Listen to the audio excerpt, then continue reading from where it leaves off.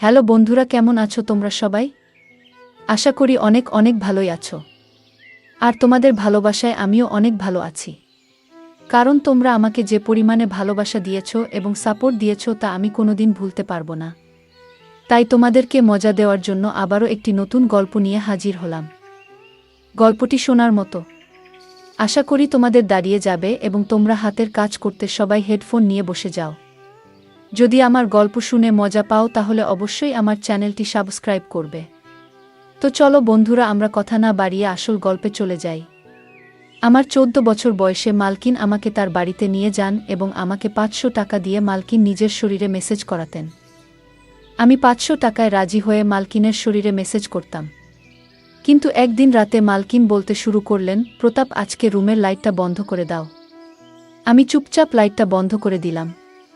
আমি জ্ঞান হারিয়ে ফেললাম যখন মালকিন, আমি যে বয়সের মধ্যে দিয়ে যাচ্ছি এই সময়টা একটা ছেলের জন্য অনেক কঠিন সময়, কারণ তাদের মনোযোগ তাদের সামনে উপস্থিত মহিলাদের দিকে পড়ে। এমন অবস্থায় কারো শরীরে মালিশ করা আমার জন্য খুব সমস্যা সৃষ্টি করে। যখন মালকিন আমাকে তার শরীরে মেসেজ করতে বললেন, কিছুক্ষণ অবাক হয়ে তার দিকে তাকিয়ে রইলাম। আমি কিভাবে এটা করব, এটা খুবই লজ্জার বিষয়। কিন্তু আমার বাবা বলেছিলেন, মালকিনের কোনো কথাই না করবি না, তিনি অনেক দয়ালু মনের মহিলা।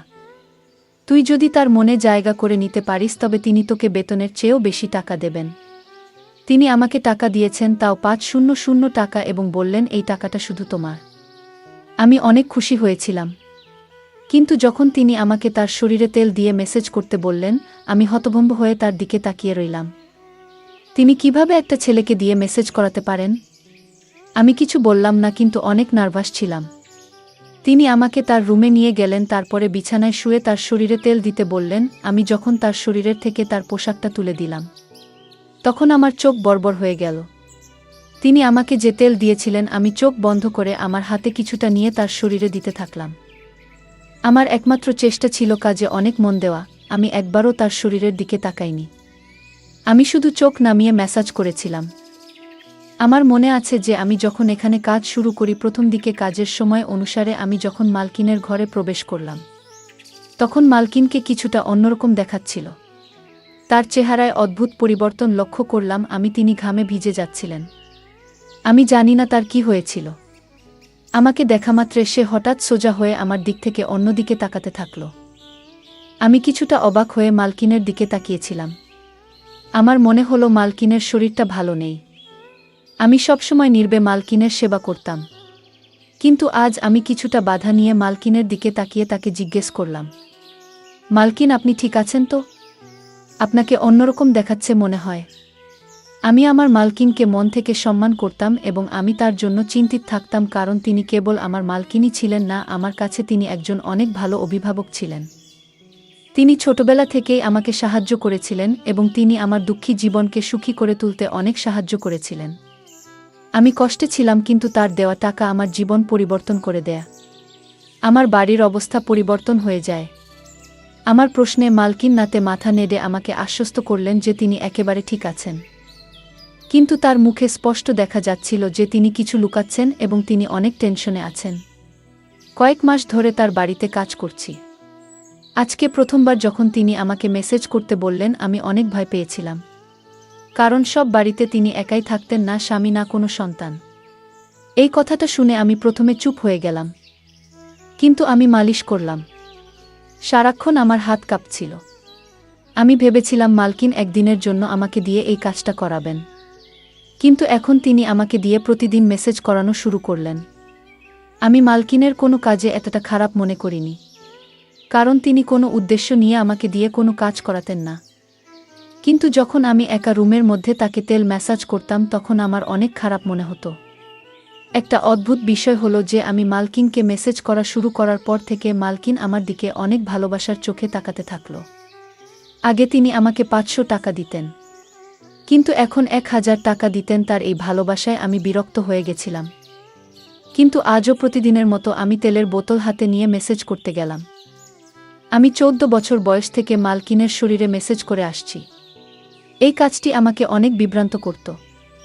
আমার মালকিনের উপর রাগও হতো, কারণ তিনি আমাকে দিয়ে এসব কাজ করাতেন, কিন্তু আমি এসব করতে বাধ্য ছিলাম কারণ আমার টাকা চাই এবং কাজের বিনিময়ে আমার মালকিন আমাকে প্রতিদিন 500 টাকা দিতেন। তাই আমি নির্বে মালকিনের জন্য এই কাজটি করতে থাকলাম। অনেক পরে আমি বুঝতে পেরেছিলাম যে মালিকিন কেন আমাকে দিয়ে এই কাজ করাতেন। আমি তেল নিয়ে আমার মালকিনের বিছানায় বসলাম। তারপরে হঠাৎ মালকিন আমাকে বলল, প্রতাপ, ঘরের আলো নিভিয়ে দাও। আমি অবাক হয়ে মালকিনের দিকে তাকালাম।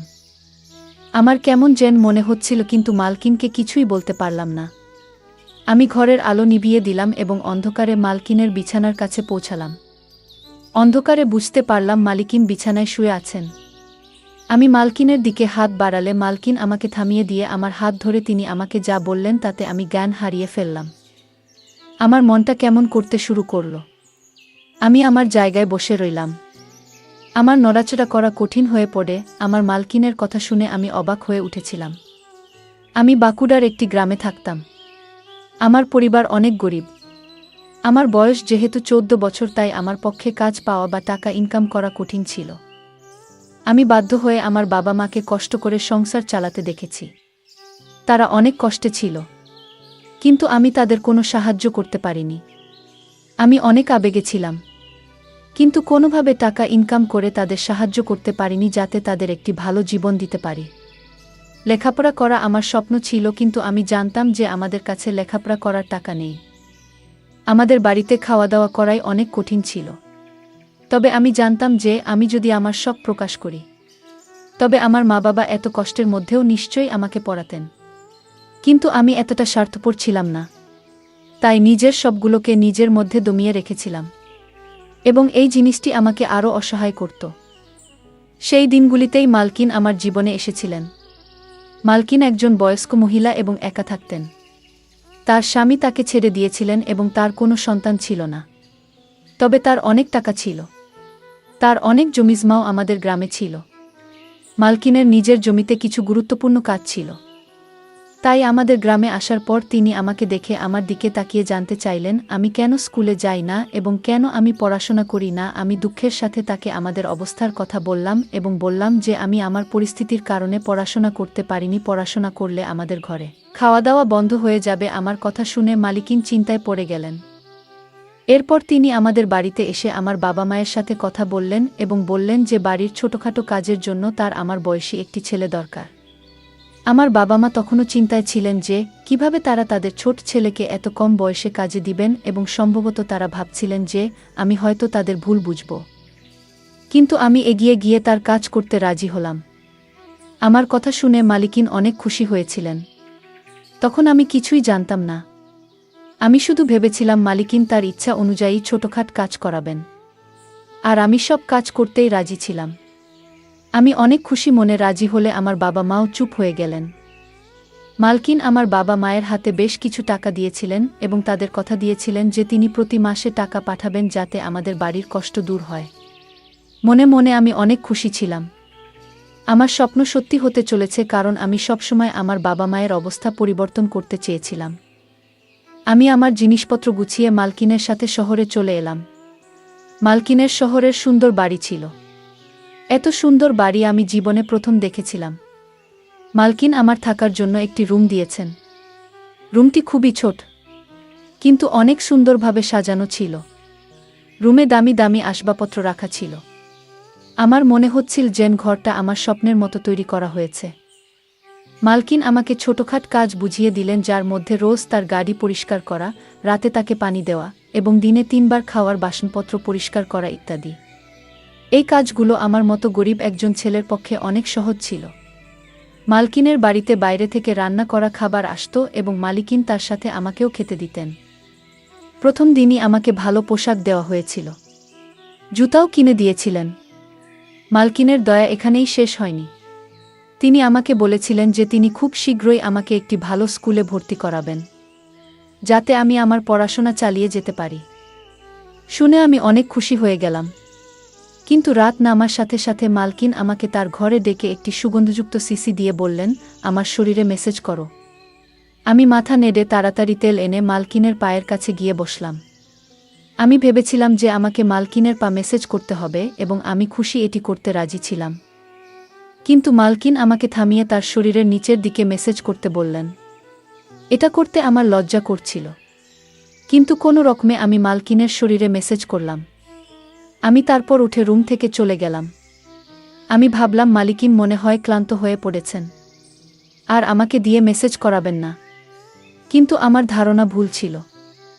আমি অনেক চালু ছেলে ছিলাম, তাই সব কাজ তাড়াতাড়ি করে ফেলতাম। কিন্তু রাত নামলেই আবার একইভাবে মালকিন আমাকে রুমে ডেকে এক শিশি তেল দিলেন। এটা ভেবে মন খারাপ হয়ে গেল যে আজকেও আমাকে মালকিনের মেসেজ করতে হবে। পা পর্যন্ত তো ঠিক ছিল, কিন্তু মালকিন আমাকে দিয়ে যেখানে মেসেজ করাতেন সেটি আমার কাছে অস্বস্তি করছিল। আজও আমি কোনো রকমে মালকিনের মেসেজ করে তার দিকে তাকালাম। তিনি শান্তিতে ঘুমাচ্ছিলেন। আমি বুঝতে পারছিলাম না মালকিন এতে কি সুখ পান। মালকিনের কাজকর্ম আমাকে অবাক করছিল। 3 দিন পরেই মালকিন আমাকে একটি ভালো স্কুলে ভর্তি করিয়েছিলেন। আমি আমার মালকিনের জন্য পাগল ছিলাম, কিন্তু আমার মালকিনের মেসেজ করতে ভালো হতো না। মালকিন এটি তার রুটিনে পরিণত করেছিলেন, আর প্রতিদিন সে আমাকে মেসেজ করতে বলতেন। আমি তার অনুগ্রহে ছিলাম, তাই আমি না করতে পারছিলাম না। তাই কিছু না বলে আমি আমার মালকিনকে মেসেজ করতে থাকলাম। মালকিন সম্ভবত বুঝতে পেরেছিল যে আমি তার মেসেজ বিরক্তি নিয়ে করি। সেজন্য আমার বেতন বাদেও তিনি আমাকে প্রতিদিন 500 টাকা করে দিতে থাকলেন, এবং আমি আনন্দের সাথে টাকার জন্য এই কাজটি করতে থাকলাম। এইভাবে আমি মালকিনের বাড়িতে অনেক দিন ছিলাম এবং এখন আমি এতে অভ্যস্ত হয়ে গেছি। মালকিনের একটি ভালো অভ্যাস ছিল যে মাস শেষ হলেই তিনি আমাকে না বলেই আমার বাড়িতে টাকা পাঠিয়ে দিতেন, যা আমার বাবা মায়ের জীবনকে সহজ করে দিয়েছিল। আমিও অনেক কষ্ট করে পড়াশোনা করছিলাম যে সারা জীবন যাতে আমাকে মালকিনের মতো মহিলাদের বাড়িতে থেকে তাদের ইচ্ছা পূরণ করতে না হয়। একদিন আমি প্রতিদিনের মতো মালকিনের মেসেজ করতে তার রুমে গেলে মালকিন আমার দিকে একভাবে তাকাতে থাকলেন। তাকে মেসেজ করার সময় আমার মুখে সবসময় একটা সমস্যার ভাব থাকত, এবং আমি এভাবেই তার মেসেজ করতাম এবং মালকিনও এটা অনুভব করতেন। তাই মালকিন আমার দিকে মনোযোগ দিয়ে তাকিয়ে তারপরে বললেন যে আমি জানি আমার এই কাজটা করতে তোমার খারাপ মনে হয়, কিন্তু আমি অসহায়, তাই তোমার খারাপ মনে হওয়া সত্ত্বেও তোমাকে দিয়ে এই কাজটা করিয়ে নেই। মালকিনের মুখে হাসি ভাব ফুটে উঠল। আমি কিছু বুঝতে না পেরে মালকিনের দিকে তাকাতে থাকলাম। আমি বুঝতে পারিনি, তাই মালকিন আমাকে তার বাধ্যবাধকতার কথা বললেন, আর লজ্জায় আমার অবস্থা খারাপ হতে থাকল। মালকিন আমাকে বললেন যে তার শরীরের সমস্যা রয়েছে, যার কারণে তিনি মেসেজ না করিয়ে রাতে ঘুমাতে পারেন না। মালকিন এই কাজের জন্য নার্স রেখেছিলেন, কিন্তু তারা সবাই কোনো না কোনো অজুহাত দেখিয়ে কখনো কখনো তাড়াতাড়ি মেসেজ করে, আবার কখনো কখনো মেসেজ না করেই চলে যায়। বাধ্য হয়ে মালকিন আমাকে কাজে রাখেন এবং তিনি আমার এত উপকার করতেন যাতে আমি তার মেসেজ করতে না বলতে না পারি। এসব কথা বলে মালকিন চুপ করলেন, আর আমি মালকিনের কথায় অনেক লজ্জিত হলাম এবং আমার আচরণের জন্য আমার খুব খারাপ মনে হচ্ছে। যে মহিলা আমার এত উপকার করেছেন তাকে নিয়ে আমি খারাপ কিছু ভেবেছি বলে আমি আফসোস অনুভব করছিলাম। এই রোগের কথা শুনে আমি আমার মালকিনের মেসেজ আমার সমস্ত মন দিয়ে করতাম এবং কখনো বিরক্ত হতাম না।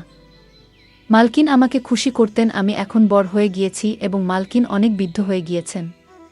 একদিন আমি মালকিনকে মেসেজ করতে তার রুমে গিয়ে দেখলাম মালকিনের অবস্থা অনেক খারাপ। আমি জিজ্ঞাসা করলেও মালকিন আমাকে কিছুই বললেন না। আমি যখন মেসেজ করা শুরু করলাম, প্রথমবারের মতো মালকিন আমাকে লাইট অফ করতে বললেন। আমি অবাক হয়েছিলাম, কিন্তু আমি তার কথা মেনে লাইট বন্ধ করে তার কাছে গিয়ে বসলাম। এমন সময় মালকিন আমার হাত ধরে আমাকে বললেন, আজ আমার শরীর অনেক খারাপ মনে হচ্ছে, আর শরীরেও ব্যথা হচ্ছে। আমার মনে হচ্ছে আমার সময় ঘনিয়ে এসেছে। মালকিনের কথা শুনে আমি ঘামতে থাকলাম। আমি নীরবে বসে রইলাম। মালকিন বললেন, তোমার যত্ন আমার মন জয় করে নিয়েছে। আমার যদি ছেলে থাকতো তবে তোমার মতো আমার যত্ন নিত। আমি তোমাকে আমার ছেলে মনে করি। আমি আমার সমস্ত সম্পত্তির তোমার নামে করে দিয়েছি। নিজের খেয়াল রেখো। মালকিন এই কথা বলেই তার হাত নিচে পড়ে গেল। আমি তাড়াতাড়ি উঠে লাইট অন করে মালিককে দেখে দ্রুত ডাক্তারকে ডাকলাম। মালকিন একেবারে স্থির। ডাক্তার চেক আপ করে মালকিনকে মৃত ঘোষণা করলেন। আমি হতভম্ব হয়ে কাঁদতে কাঁদতে পাগল হয়ে গেলাম। মালকিন আমার মায়ের মতো ছিলেন, যদিও তিনি আমার মা ছিলেন না, কিন্তু আমাদের মধ্যে সম্পর্কটা মা ছেলের মতোই ছিল। আর তার উকিল পরের দিনই তার সমস্ত সম্পত্তি আমার হাতে তুলে দিয়েছিলেন। আমি অনেক বড়লোক হয়ে গেছি এবং আমি মাকিনের বাড়িতেই থাকি।